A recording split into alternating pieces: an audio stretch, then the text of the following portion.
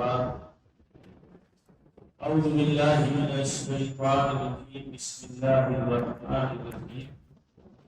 لقد کان لکم فی رسول اللہ اسوۃ حسنہ۔ معزز ساتھیو کرام، کل کے درس میں بتایا گیا تھا کہ اللہ کے رسول صلی اللہ علیہ وسلم جو اپنی دعوت کا آغاز کیا، لوگوں کو توحید کی طرف بلانے لگے، تو آپ کی دعوت کو روکنے کے لیے طرح طرح کے ہیلے اور بہانے کیے جانے لگے، سازشیں اور پلان کی جانے لگی، آپ کا ٹھٹھا اور مذاق اڑایا جانے لگا، آپ پر نازل شدہ آیات کے بارے میں شبہات پیش کیے جانے لگے، آپ کے صحابہ پر جملے کسے جانے لگے۔ لیکن تمام اوچھی حرکتوں کے باوجود جب توحید کے ماننے والوں کی تعداد بڑھتی رہی، بڑے مسلمانوں کی تعداد میں اضافہ ہوتا، لوگ دعوت اسلامی کو قبول کرتے رہے، تو مشرکین اب براہ راست ڈائریکٹ اللہ کے رسول صلی اللہ علیہ وسلم کی ذات و شخصیت پر حملہ کرا، آپ کو تکلیف دینے لگے۔ صاحب کتاب میں یہاں ہیڈنگ ٹائپ کی ہے، رسول اللہ پر ظلم و جور، آپ پر ظلم و زیادتی۔ انہوں نے لکھا ہے کہ چنانچہ قریش کے علاقے ہمیں تھوڑا دین کے لیے ظہور دعوت سے اب تک عظیم سمجھتے اور ان کا احترام کرتے آ رہے تھے۔ در حقیقت قریش کی عقل اور کبریائی پر یہ بات بڑی ذرا گزر رہی تھی کہ وہ لمبے عرصے پر صبر کرے۔ چنانچہ اب تک خطی مزاج ٹھٹے تحقیر استحجاء ترویج تشویش حقائق مسئلے کا انکار کرتے آ رہے تھے، اسے قدم آگے بڑھ کر کے اللہ کے نبی پر ظلم و زیادتی کا ہاتھ بڑھایا، اور یہ بالکل فطری بات تھی کہ اس کام میں بھی آپ کا چچا ابو لہب سرِ فہرست تھا، کیونکہ وہ بنو ہاشم کا ایک سردار تھا، اسے وہ خطرہ نہ تھا کہ اوروں کو تھا، وہ اسلام اور اسلام کا کٹر دشمن تھا۔ نبی کے متعلق اس کا موقف، اس کا نظریہ روز اول ہی سے جبکہ قریش اس طرح کی بات بھی ابھی نہ سوچی تھی، اس نے بنی ہاشم کی ولید میں کیا، اور جو کچھ کو ہے سبھا پر کیا، کسی اور کی اتنی پر نہیں ہوئی، کیونکہ ہر کو آگ لگتی ہے خریدی کے چراغ سے، ہر کے لوگ زیادہ بزرگ زیادہ نقصان دہ ہوتے۔ اللہ کے نبی صلی اللہ علیہ وسلم پر ذہنی طور پر آپ کو پریشان کرنے کی، آپ کو ٹارچر کرنے کی کوشش کی، دیکھیے کیسی کیسی حرکتیں اپنائی قریش کے لوگوں نے۔ کہہ رہے ہیں نبی ہونے سے پہلے اللہ کے رسول صلی اللہ علیہ وسلم نے اپنی بیٹی، دو بیٹیوں کی شادی، رقیہ اور ام کلثوم، ان دونوں کی شادی ابو لہب کے دو بیٹے عتبہ و شیبہ سے کی۔ ابو لہب کے دو بیٹے تھے، جو آپ کا چچا تھا، اس کے دو بیٹے عتبہ و شیبہ سے اللہ کے نبی نے اپنی دو صاحبزادی رقیہ و ام کلثوم کی شادی۔ لیکن جب آپ نبی ہوئے، دعوت کا آغاز کیا، تو ابو لہب نے اپنے دونوں بیٹوں سے اللہ کے نبی کی دونوں بیٹیوں کو طلاق دیا، اور یہ صدمہ بہت ذرا گزرتا ہے کہ باپ کے سامنے بیٹی طلاق شدہ ہو جائے، بیوہ ہو جائے، یہ بہت بڑا بوجھ ہوتا ہے۔ لیکن اللہ کے نبی صلی اللہ علیہ وسلم نے اس کو برداشت کیا۔ تب کس طرح سے ذہنی طور پر آپ پر دباؤ ڈالنے کی کوشش کی گئی، لیکن اللہ کے نبی نے اس کو برداشت کیا۔ ایسے ہی جب اللہ کے نبی کے دوسرے صاحبزادے، پہلے صاحبزادے ابو قاسم اور پہلے انتقال ہو گیا، قاسم جن کی وجہ سے آپ کی کنیت ابو قاسم کی پہلے انتقال ہو گیا تھا، لیکن نبی رسول ہونے کے بعد آپ کے دوسرے صاحبزادے عبداللہ، جن کا لقب طیب اور طاہر تھا، ان کا جب انتقال ہوا تو آپ ہی کے چچا ابو لہب کو بہت خوشی ہوئی، جبکہ اس طرح کے حادثات سے دشمن کو بھی تکلیف ہوتی ہے، دشمن کی آتے بھی استوار ہو جاتی ہے، گر جاتی ہے۔ لیکن عداوت دشمنی اتنی زیادہ تھی کہ آپ کے صاحبزادے کے انتقال پہ قریش کو اتنی خوشی نہیں ہوئی اتنا کہ آپ کے چچا ابو لہب کو خوشی، اور وہ صرف ذاتی طور پر خوش نہیں ہوا بلکہ دوڑتا دوڑتا اپنے رفقا اپنے احباب کی مجلس میں گیا اور یہ خوشخبری سنائی کہ محمد کی نسل محمد دم بریدہ نسل کٹا ہو، یعنی اولاد نرینہ نہیں رہی، صرف بیٹیاں ہی بیٹیاں ہیں، بیٹے ہیں، ان کی نسل نہیں چلی۔ تو اسی موقع پر اللہ تعالیٰ نے رسول کوثر نازل کیا، اِنَّا أَعْطَيْنَاكَ الْكَوْثَرَ فَصَلِّ لِرَبِّكَ وَانْحَرْ إِنَّ شَانِئَكَ هُوَ الْأَبْتَرُ۔ یہ نبی آپ کا دشمن ہی نسل کٹا ہے، اس کی نسل چلنے والی تھی۔ اللہ کے نبی صلی اللہ علیہ وسلم کی نسل جاری ہوئی آج تک ہے، آپ کے خاندان کے لوگ اور قیامت تک باقی رہیں گے۔ آپ کا نام و نشان آج بھی ہے، ہزاروں نہیں، لاکھوں نہیں، کروڑوں نہیں، اربوں لوگ آپ کے ماننے والے ہیں، اور ابو لہب ابو جہل کی نسل کا کوئی پتہ لگا، لوگ نام رکھنا بھی گوارا نہیں کرتے۔ دنیا کا تہلیہ سے تہلیہ انسان بھی ہو جو اللہ کو نہ مانتا ہو، وہ بھی ابو جہل ابو لہب نہیں رکھنا چاہتا۔ تو اسی کا جس طرح سے نے اظہار کیا تھا کہ محمد صلی اللہ علیہ وسلم کی نسل ختم ہو گئی، تو اللہ نے اس کے مقابلے میں سورۃ کوثر نازل کیا کہ آپ کا مقام رتبہ بلند ہے، اللہ تعالیٰ نے آپ کو حوض کوثر عطا کیا۔ یا اس کا لفظی ترجمہ جو کیا تھا، آپ کو خیر کثیر بہت ساری بھلائیاں اللہ تعالیٰ نے، اولاد نہیں رہی تو نہیں رہی، آپ کو بے شمار فوائد اور نفع اور بھلائیاں اللہ تعالیٰ نے آپ کو عطا کی ہیں، اور آپ کا دشمن ہی نسل کرتا ہے، اس کی نسل نہیں چلے گی۔ آگے لکھتے ہیں کسی پر بس نہیں کیا، پورا گھرانہ ابو لہب کا، ابو لہب خود، اس کے بیٹے، اس کی بیوی، سب کے سب اللہ کے رسول کو تکلیف دیتے تھے۔ انہوں نے لکھا کہ ابو لہب کی بیوی ام جمیل، جس کا نام عروہ تھا، جو حرب بن امیہ کی بیٹی اور سفیان کی بہن تھی، وہ نبی کی عداوت میں اپنے شوہر سے پیچھے نہ تھی، چنانچہ جو نبی کے راستے میں اور دراز پر کانٹے ڈال دیا کرتی تھی، چنانچہ وہ نبی کے راستے میں یا جہاں سے بھی آپ گزرتے کانٹے بچھاتے، کانٹے ڈال دیتے تاکہ آپ کا چلنا دشوار ہو جائے۔ خاصی بد زبان تھی، نبی کے خلاف طرح طرح کی غلاظتیں بکتی تھی، آپ کے خلاف طرح طرح کی باتیں کو پروپیگنڈا اور کہنے کی آگے آنکھ بتاتی تھی۔ قرآن میں اسی لیے اس کو حمالۃ الحطب کہا گیا، لکڑیاں ڈھونے والی۔ اللہ کے نبی جس راستے سے گزرتے تھے وہاں کانٹے بچھا دیتے تھے، پورا کرکٹ ڈال دیتے تھے، آپ کا گزر ہوتا تو پورا کرکٹ آپ کے اوپر ڈال دیتے تھے۔ اللہ کے نبی صلی اللہ علیہ وسلم کا جہاں کھانا پکتا تھا، وہاں سے ابو لہب اور اس کے گھر والے کوئی نہ کوئی گندگی غلاظت، اونٹ کی ہوش، اونٹ کی غلاظت وہیں سے اٹھا کر کے ایسے پھینکتے تھے کہ آپ کے چولہے پر پڑتی تھی۔ لیکن اللہ کے نبی صلی اللہ علیہ وسلم یہ سب کچھ برداشت کرتے۔ میں نے کل کہا تھا کہ کہنا سننا آسان ہے، اس کے ساتھ یہ گزرتی ہے وہی اس چیز کو محسوس کر سکتا ہے۔ کتنی تکلیف اللہ کے نبی نے اور آپ کے صحابہ نے اٹھائی۔ انہوں نے لکھا ہے کہ جب ام جمیل عروہ کو معلوم ہوا کہ اس کے تعلق سے قرآن میں آیت نازل ہوئی، سورہ لہب نازل ہوئی تھی،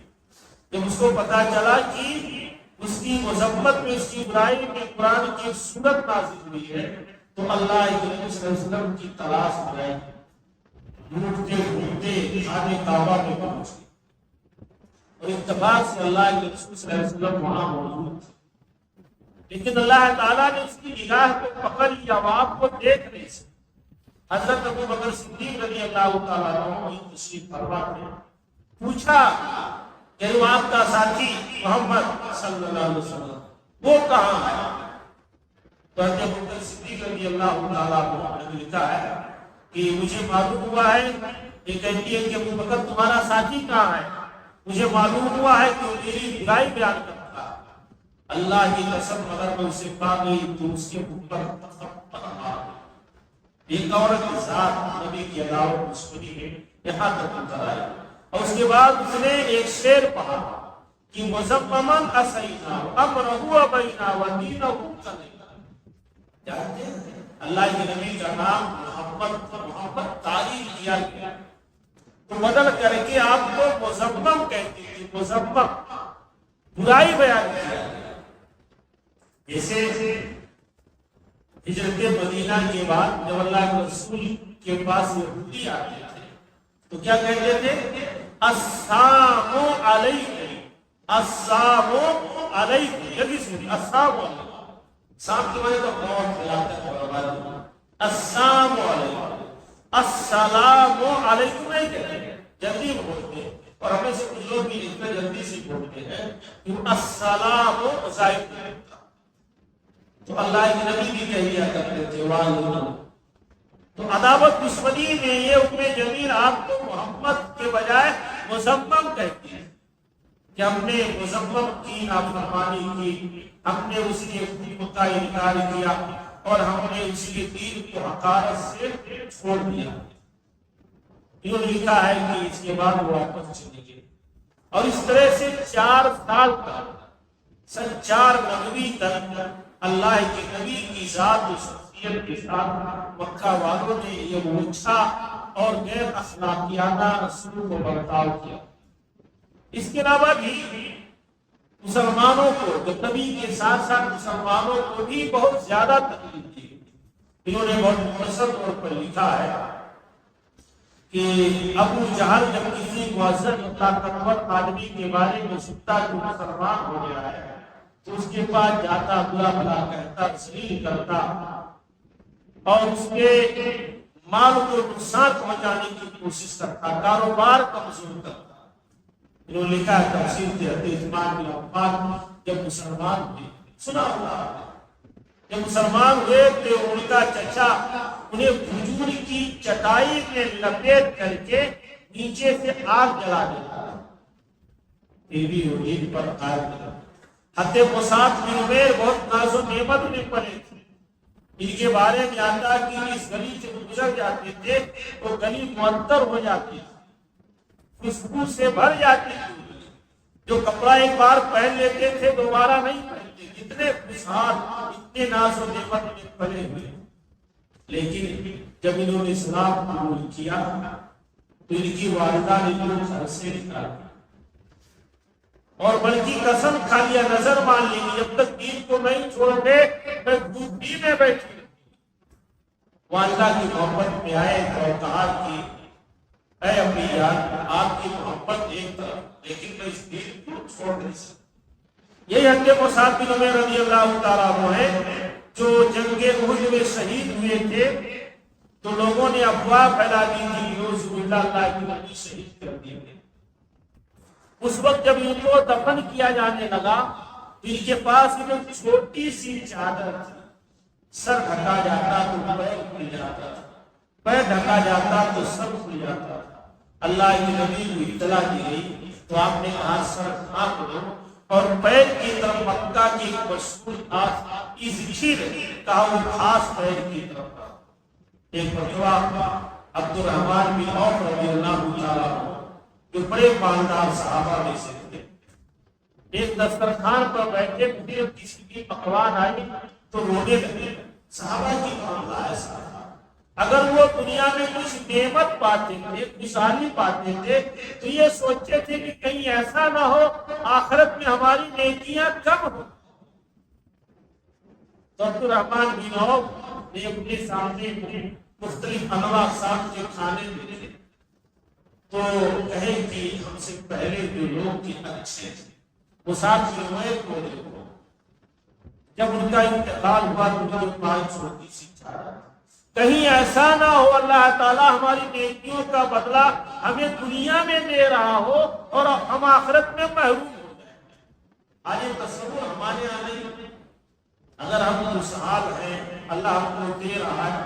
تو ہم اپنے آپ کو کچھ قسمت، اور وہ اس کے الٹا سوچتے تھے کہیں ایسا نہ ہو اس کے بدلے آخرت میں ہمارا کم ہو۔ تمہارا مصعب بن عمیر کے بارے میں ہے، ان کی والدہ نے ان کو گھر سے نکال دیا اور پھر دھوپ میں ادھر ادھر بھٹکتے ہوئے ان کی شکل و صورت بدل گئی، ان کے جسم کے چمڑے ادھرنے کے قابل ہو گئے، گرنے لگے۔ انہوں نے لکھا ہے کہ خالص طرح ادھر گئے جیسے سانپ کی کیچلی کیچل ہوتا، سانپ کا وہ ادھر جاتا۔ صہیب بن سنان روم کے رہنے والے تھے، ان کو اس قدر سزا دی جاتی تھی کہ ہوش آواز جاتا رہتا، انہیں پتہ نہ چلتا تھا کہ کیا بول رہے ہیں۔ حتی بلال رضی اللہ تعالیٰ عنہ کا آقا امیہ بن خلف ان کی گردن میں رسی ڈال کر کے لڑکوں کے حوالے کرتے، لڑکے تفریح مذاق کے طور پر رسی گھسیٹ کر کے مکہ کی گلیوں میں گھماتے تھے۔ حتی بلال رضی اللہ تعالیٰ عنہ یہ سب برداشت کرتے تھے۔ ہر حالت میں جیسے کہ مسئول ہے کہ ہر حالت میں احد احد، اللہ ایک ہے، اللہ ایک ہے، یہی پکارتے تھے۔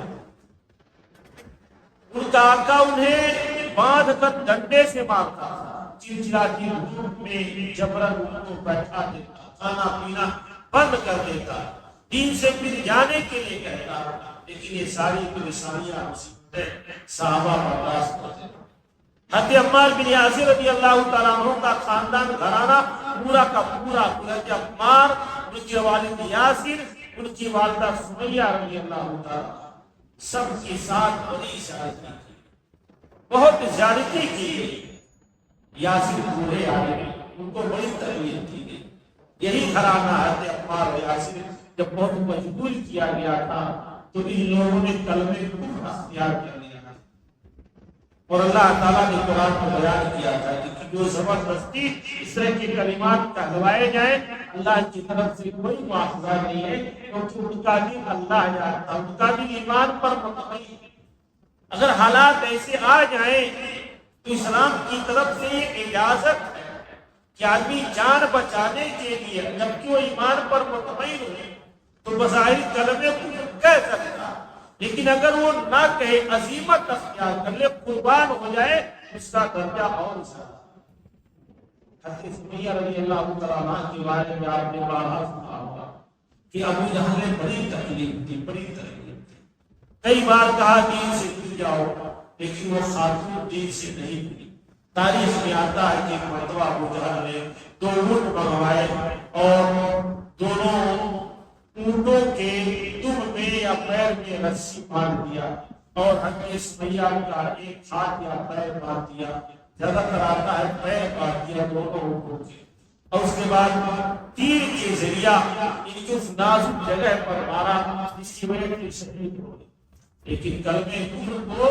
انہوں نے اختیار نہیں کیا، دین کو نہیں چھوڑا۔ پورے صحابہ اس دور کے جو غریب طبقہ تھا، مزدور طبقہ تھا، غلام طبقہ تھا، مہدیہ ہے، سمیرہ ہے، ملکہ ہے، سب کے ساتھ زیادتی کی، اور یہ تقریباً حضرت عمر بن خطاب کے مسلمان ہونے تک، حضرت حمزہ کے مسلمان ہونے تک زیادہ ضرورت ہے۔ لیکن جب یہ لوگ بھی مسلمان ہوئے تو ان کی شدت میں کچھ کمی آئی، لیکن ایک اور طریقہ ان لوگوں نے اختیار کیا۔ جب مسلمان تھوڑا مضبوط ہونے لگے تو سب سات نبوی میں پہنچ کر کے ان لوگوں نے مسلمانوں کا، خاص کر بنی ہاشم کا مکمل بائی کار کر کہ کوئی بھی باہر کا آدمی، کوئی بھی قریشی، کوئی بھی شخص ان سے لین دین نہیں کرے گا، کاروبار نہیں کرے گا، بلکہ اچھوت بنا کر کے اتنا مجبور کیا گیا کہ اللہ کے نبی، آپ کا خاندان، آپ کا گھرانہ، یہ غریب مسلمان سے ابھی تعلیم میں رہنے پر مجبور ہو گئے، اور 3 سال تک ان لوگوں نے تکلیف میں اٹھائی، پتے پتے بھگو بھگو کر کے کھاتے، چمڑے بھگو بھگو کر کے کھاتے تھے۔ بہت سارے شعراء نے لکھا ہے کہ بچوں کی چیخ و پکار کی ملاحٹ، بھوک کی پیاس مکہ کی وادیوں تک پہنچتی تھی، لیکن ان ظالموں نے 3 سال تک بائیکاٹ کیا. 3 سال کے بعد جب وہ بائیکاٹ کا دستاویز تھا وہ دیوک کھانے لگے. کچھ اور غیرت مند مشرک ہی تھے لیکن ان کے خلاف وہ کھڑے ہوئے. 3 سال کے بعد یہ لوگ سید ابی طالب سے باہر آئے. بڑی ذریعہ اٹھانی اللہ کے نبی نے آپ صحابہ تب یہ دین ہم تک پہنچا. کسی نے کہا کہ شہادت تو ایک غربت میں قدم رکھنا ہے. لوگ آسان سمجھتے ہیں اسلام بہت قربانیوں کے بعد ہے. بڑی قربانیاں دی ہے ہمارے سلف نے صحابہ نے تعالی. آج اس سے زیادہ قربانیوں کا مقابلہ اگر ہم چاہتے ہیں کہ ہمارا دین ہماری نسلوں تک آنے والی نسلوں تک پہنچے تو ہمیں بھی اس طرح کی قربانی کے لیے تیار ہونا. کسی طرح کسی کو قربانی دینی پڑے. اگر ہم ڈر کر کے خوف کھا کر کے مسئلات میں اپنے آپ کو بچا لیں تو ہماری نسلوں کو یہ قربانی دینی پڑے. وہ کہا جاتا ہے کہ پہلے بنیاد میں کچھ اینٹوں کو دفن ہونا پڑتا ہے تب جا کر کے بلڈنگ اور مینارے دکھائی دیتے. ہر آدمی چاہے گلی مینارے بنے ممکن کسی ایک کو دفن ہونا ہی پڑے گا. اپنے وجود کو مٹانا پڑے گا تب جا کر کے یہ مینارے دکھائی دیتے. آج ضرورت ہے پہلے سے زیادہ اپنے دین کے تحفظ کی, دین کے تعلق سے سوچنے کی, غور و فکر کرنے کی, آنے والے نسلوں کی حفاظت. یہ تو بہت خوشی کبھی کبھی ہوتی تھی جب عبداللہ یو پی سے لے کر کے پورا جنوبی ہند کئی ریاستوں میں میں گیا ہوں کہ بوڑھوں سے زیادہ نوجوانوں میں بیداری آئی, بچوں میں بیداری آئی ہے, بچوں میں بیداری آئی ہے, لیکن صحیح رہنمائی نہیں ہو پاتی. ان کی تحفظ کے لیے, ان کی حفاظت کے لیے ہمارے پاس اچھے لوگ نہیں ہیں جو ان کی حوصلہ افزائی کر سکیں, قوم سے لڑ سکیں, ملت سے لڑ سکیں, ملک کے قوانین سے لڑ سکیں. کم لوگ پائے جاتے ہیں. تو ضرورت اس بات کی ہے کہ سیرت کے حوالے سے اگر یہ حالات ہم پر آتے ہیں تو ہمیں برداشت کرنا پڑے